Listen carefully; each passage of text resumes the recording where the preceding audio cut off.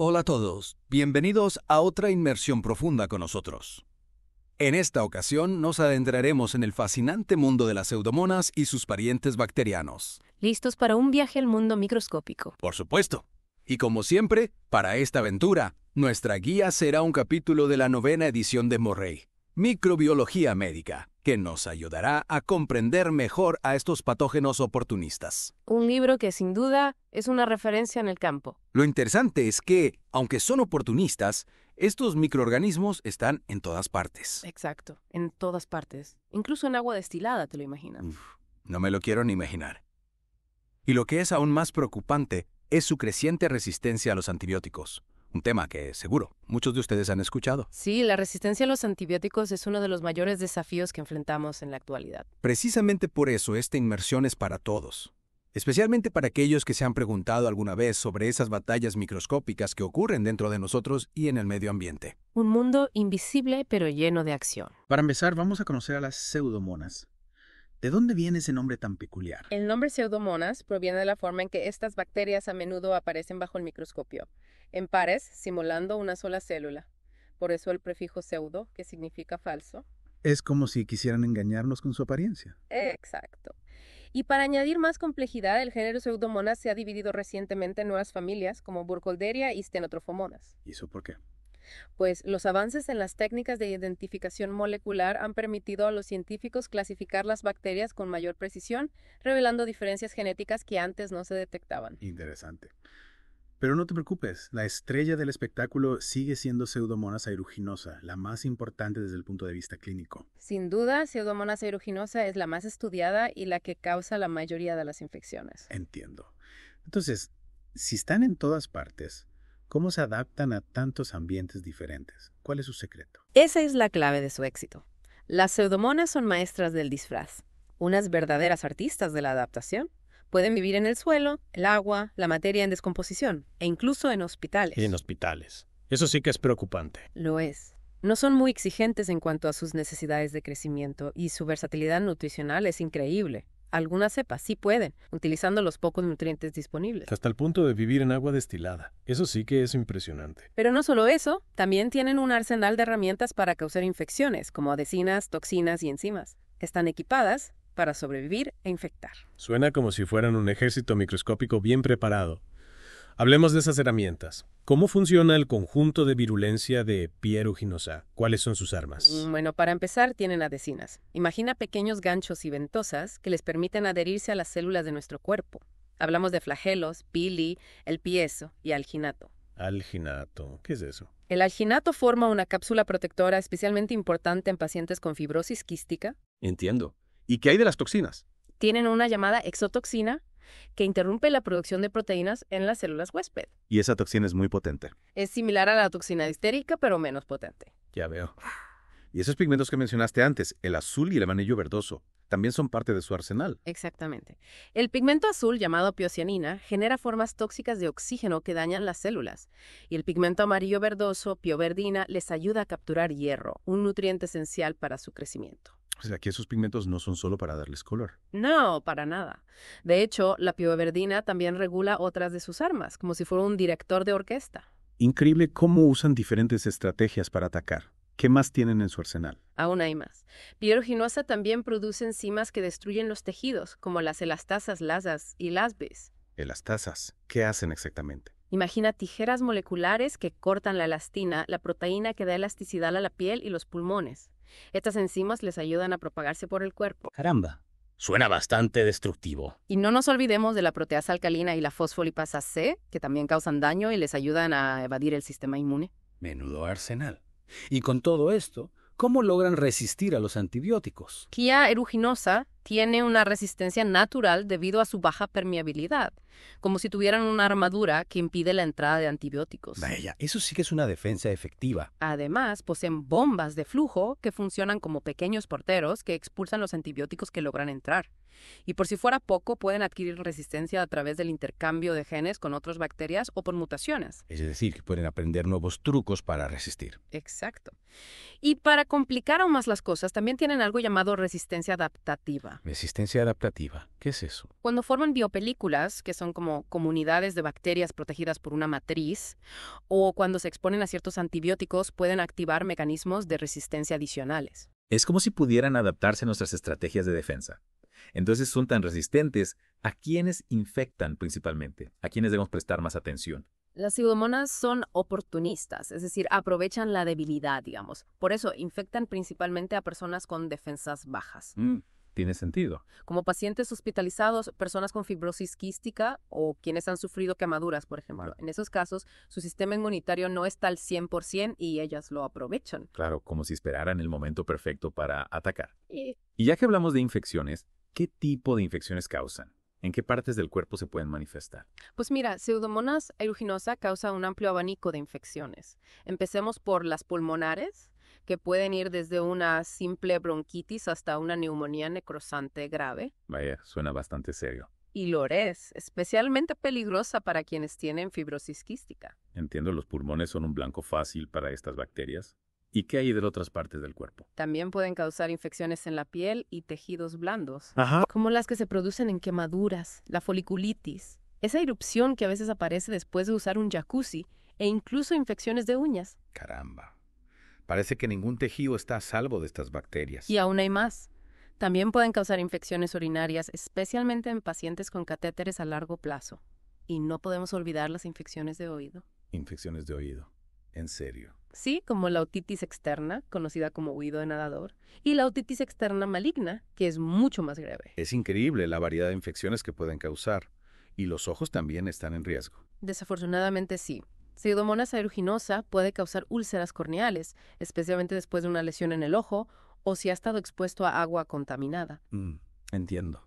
Y en casos más graves puede llegar a la torrente sanguíneo y causar bacteriemia o endocarditis, que son infecciones potencialmente mortales del corazón. Es realmente preocupante la capacidad de estas bacterias para afectar diferentes partes del cuerpo. Hablando de eso, al principio mencionaste otros géneros de bacterias, como Burkholderia y Stenotrophomonas. También son problemáticas. Causan infecciones similares a Pseudomonas aeruginosa. Sí, aunque Pseudomonas aeruginosa es la más conocida, hay otras especies que también son relevantes clínicamente. Por ejemplo, el complejo Burkholderia cepacia es un verdadero dolor de cabeza para los pacientes con fibrosis quística y enfermedad granulomatosa crónica.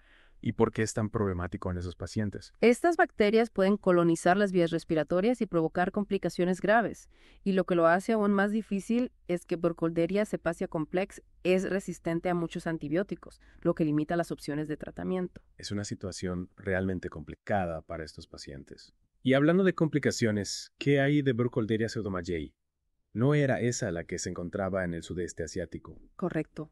Esta bacteria causa una infección llamada amiloidosis, ¿Y qué tan grave es esa infección? que se puede manifestar de muchas formas, desde infecciones cutáneas leves hasta neumonía necrosante y sepsis, que es una infección generalizada muy grave. Vaya, eso sí que suena peligroso. Sí, los viajeros que visitan zonas endémicas de Burkholderia pseudomayae, como el sudeste asiático, deben ser conscientes del riesgo de meloidosis, especialmente si tienen factores de riesgo como diabetes, enfermedad renal crónica o alcoholismo. Es importante tomar precauciones al viajar a esas zonas. Cambiando de tema, ¿qué nos puedes contar de Stenotrophomonas maltophilia?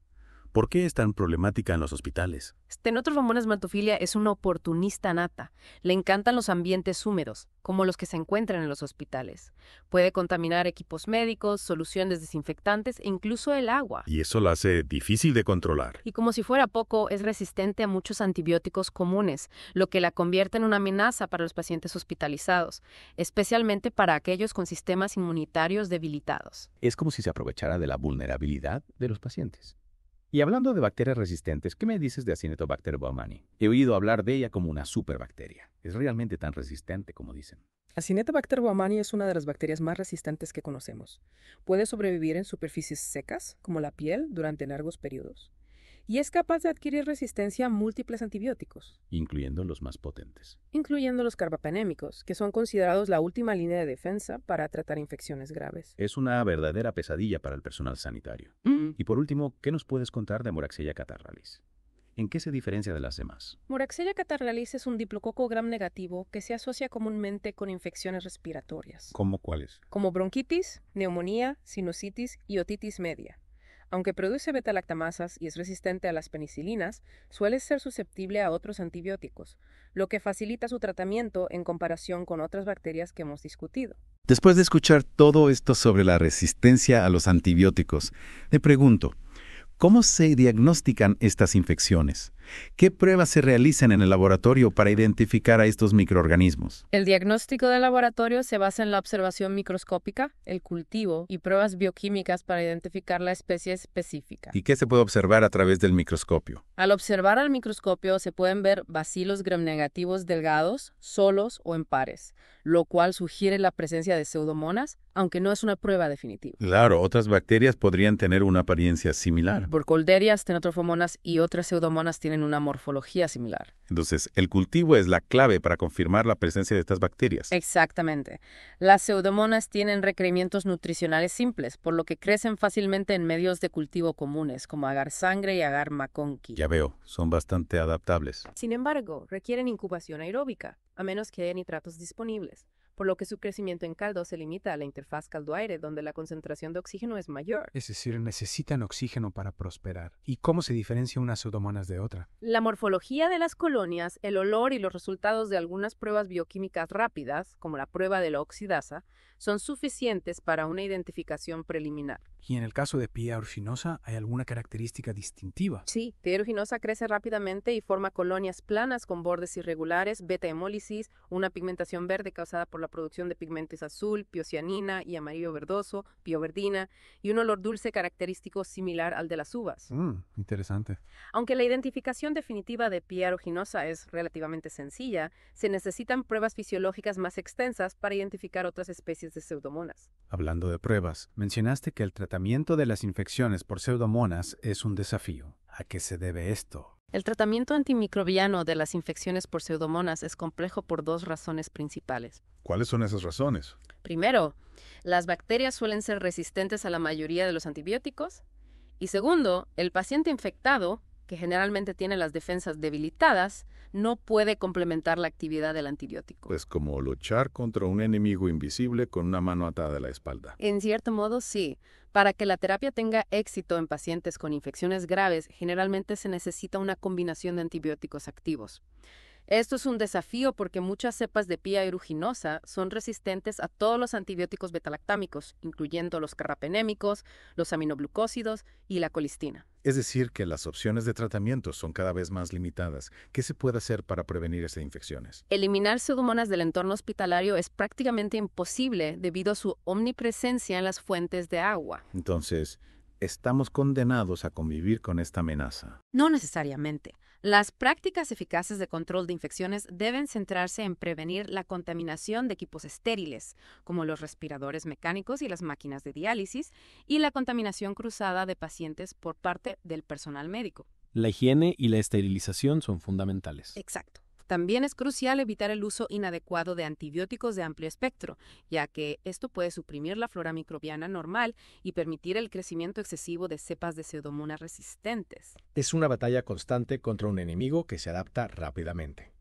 Y hablando de adaptación, mencionaste un fenómeno llamado heteroresistencia. ¿Podrías explicarnos un poco más sobre eso? Claro que sí. La heteroresistencia es un fenómeno bastante complejo pero muy importante de entender. Imagina que tienes un grupo de bacterias y que aparentemente todas son susceptibles a un antibiótico en particular. Sin embargo, dentro de ese grupo hay una pequeña subpoblación, una especie de resistencia secreta que es altamente resistente al antibiótico. Es decir, que aunque las pruebas de laboratorio indiquen que la mayoría de las bacterias son sensibles al antibiótico, podría haber un pequeño grupo que se resista al tratamiento. Es así. Exactamente. Lo que hace que la heteroresistencia sea tan peligrosa es que puede pasar desapercibida en las pruebas de sensibilidad in vitro, lo que podría llevar a un tratamiento inadecuado. ¿Y en qué bacterias se observa este fenómeno? Se ha observado en varias especies, pero es especialmente problemático en bacterias como Acinetobacter baumannii, que puede ser heterorresistente a los carbapenémicos y la colistina, dos antibióticos de último recurso. Es una situación realmente preocupante. Parece que la resistencia a los antibióticos es un problema cada vez más complejo y difícil de controlar. Volviendo a los diferentes géneros que hemos estado discutiendo, Podríamos repasar algunas de sus características específicas. Por ejemplo, ¿qué más nos puedes contar sobre el complejo Burkholderia cepacia? El complejo Burkholderia cepacia es un grupo de bacterias que se encuentran en el suelo y el agua. Y aunque pueden infectar a cualquier persona, son especialmente peligrosas para las personas con fibrosis quística. ¿Y eso por qué? Bueno, la razón es que estas bacterias pueden colonizar las vías respiratorias de los pacientes con fibrosis quística y causar infecciones pulmonares graves, que pueden ser muy difíciles de tratar debido a su alta resistencia a los antibióticos. Y si no me equivoco, la infección por Burkholderia cepacia complex puede incluso empeorar el pronóstico de los pacientes con fibrosis quística, ¿verdad? Sí, lamentablemente es así. La infección por Burkholderia cepacia complex puede acelerar el deterioro de la función pulmonar y aumentar el riesgo de muerte en pacientes con fibrosis quística. Por eso es tan importante prevenir la infección por estas bacterias en estos pacientes. Hablando de prevención, ¿qué medidas se pueden tomar para prevenir las infecciones por pseudomonas y bacterias relacionadas? La prevención es clave, especialmente en el ámbito hospitalario. Es fundamental mantener una estricta higiene de manos, desinfectar adecuadamente los equipos médicos y las superficies y utilizar los antibióticos de forma responsable, solo cuando sea necesario y por el tiempo adecuado. Y en el caso de las personas con fibrosis quística, ¿hay alguna recomendación específica para prevenir la infección por Burkholderia cepacia complex? Sí, existen algunas recomendaciones específicas para los pacientes con fibrosis quística, como evitar el contacto cercano con otras personas con fibrosis quística que estén infectadas por Burkholderia cepacia complex, y tomar precauciones especiales al estar al aire libre, como usar mascarillas en lugares concurridos. Es decir, que la prevención implica tanto medidas generales como específicas, dependiendo del tipo de bacteria y de la persona en riesgo. Exacto. Y no podemos olvidar la importancia de la investigación para desarrollar nuevos antibióticos y terapias alternativas que nos permitan combatir la resistencia a los antibióticos. Sin duda, la investigación es fundamental para encontrar soluciones a este problema. Después de esta inmersión profunda en el mundo de pseudomonas y bacterias relacionadas, creo que es importante recalcar la importancia de la prevención y el control de infecciones, así como la necesidad de seguir investigando para encontrar nuevas formas de combatir la resistencia a los antibióticos. Estoy completamente de acuerdo. Es un desafío que nos afecta a todos y la colaboración entre profesionales de la salud, investigadores y la sociedad en general es esencial para enfrentarlo con éxito. Bueno, muchísimas gracias por acompañarnos en esta inmersión profunda. A ti por invitarme. Un placer, como siempre. Ha sido un verdadero placer tenerte con nosotros. Y a ustedes, queridos oyentes, les agradecemos su atención y los invitamos a seguir explorando el fascinante mundo de la microbiología. Un mundo que, como hemos visto, está lleno de desafíos, pero también de oportunidades para aprender y proteger nuestra salud. Hasta la próxima.